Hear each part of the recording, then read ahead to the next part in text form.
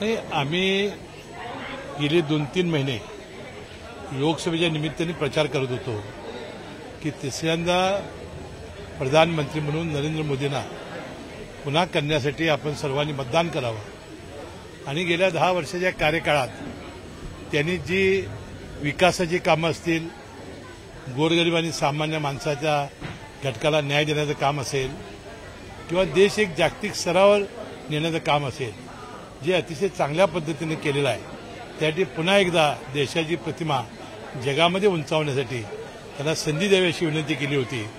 ठीक आहे, काही जागा आम्हाला कमी पडल्या, परंतु एनडीएच्या सरकारची शपथविधी उद्या प्रधानमंत्री नरेंद्र मोदीजी घेत आहेत, त्यांना आमच्या मनपूर्वक शुभेच्छा.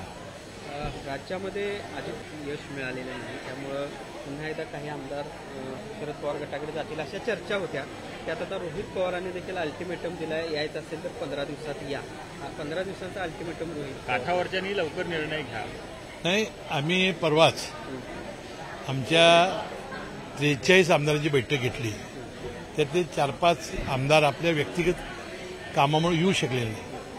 त्या सगळ्या आमदारांनी तिथं शपथ घेतली आणि त्यांनी सांगितलं विधानसभेच्या निवडणुकीत आमचा पराभव जरी झाला तर चालेल, परंतु अजित पवारांचं आम्ही जे नेतृत्व स्वीकारलेलं आहे ते आम्ही कदापि सोडणार नाही. अशा ज्या अफवा पसरवल्या जातात त्या चुकीच्या आहेत, खोतांड आहेत. त्यामुळं राष्ट्रवादी काँग्रेस पक्षाचे नवीन मालक रोहित पवारांनी जे निमंत्रण दिलेलं आहे त्याला कुणी प्रतिसाद देणार नाहीत.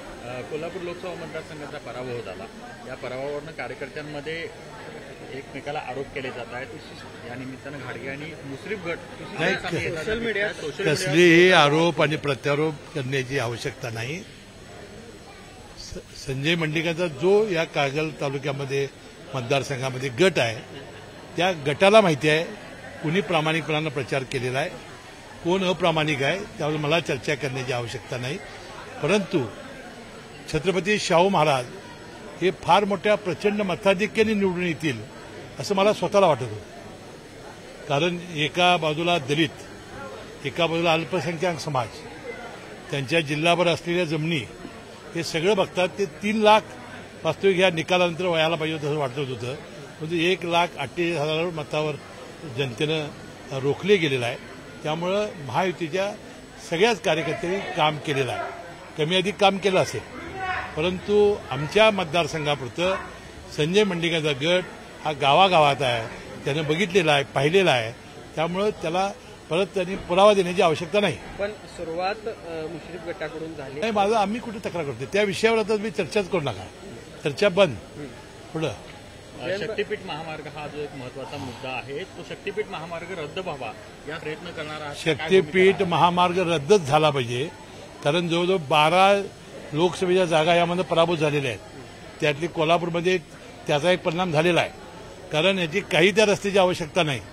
आता ज्यावेळेला कारण 2 दिवस मुख्यमंत्री एकनाथ शिंदेसाहेब आणि दोन्ही उपमुख्यमंत्री फडणवीस साहेबांनी थोडी नाराजी व्यक्त करून त्यांनी राजीनामा देण्याची तयारी दर्शवली.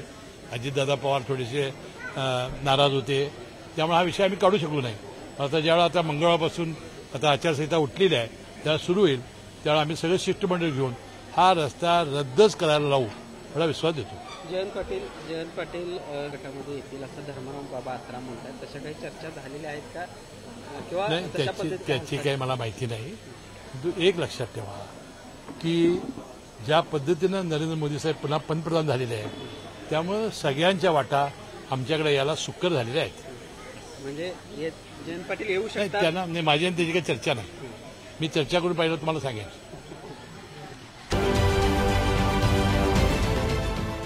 देश विदेशातील प्रत्येक घडामोडींचे लाईव्ह अपडेट मिळवण्यासाठी आता साम टीव्हीच्या सर्व सोशल मीडिया प्लॅटफॉर्मला लाईक, फॉलो आणि सबस्क्राईब करा. तसंच सर्व नोटिफिकेशनसाठी बेल आयकॉन प्रेस करायला विसरू नका.